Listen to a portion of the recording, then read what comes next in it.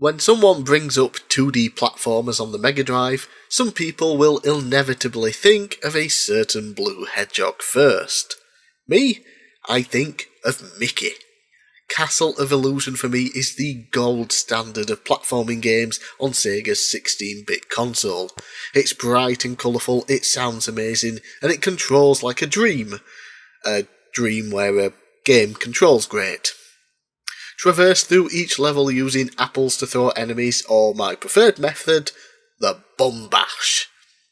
Overall, the game is fairly easy and short, but everything about it is so charming and fun that no matter how many times you play it, you're just going to have so much fun each and every time. This was the first of these Sega/Disney games, and the first of the Illusion series, and I feel it still holds up as the best Illusion game, and amongst the greatest Disney games, not just from this system, but of all time. Will play again. Known to some as CastleVania Bloodlines, or even simply Vampire Killer, this Mega Drive exclusive title, known as CastleVania The New Generation in Europe, is a standout for sure. Super Nintendo fans got Super Castlevania 4, an incredible game in its own right, but even they had to be a little bit jealous of the new generation.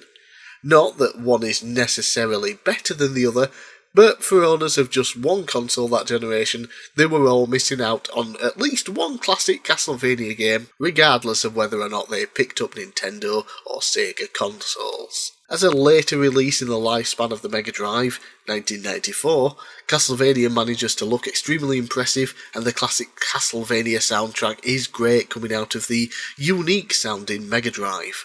The gameplay, while maybe not quite as good as in Super Castlevania 4, is still really good, and the ability to pick between two characters gives us a nice chance to experience the game in different ways. An expensive title for the system these days, which makes its inclusion here, and compilations for more modern systems, even better.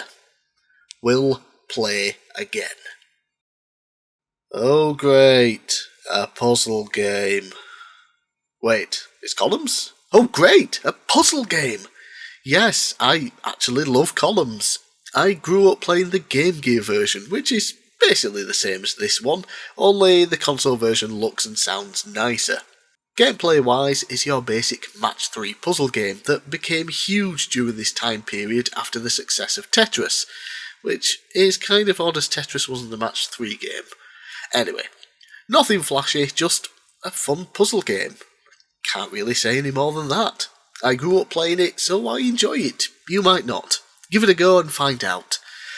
Also, I now have the damn soundtrack stuck in my head again. Will play again.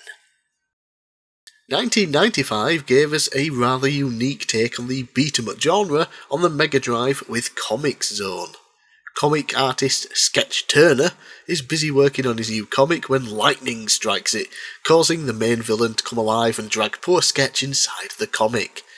Levels are split up into comic strip panels that act as walls and floors that can be broken through, sometimes giving you an option as to which way you want to go. Personally, I love the style of this game, with how it's set up like a comic book, and the actual beat-em-up action is pretty fun.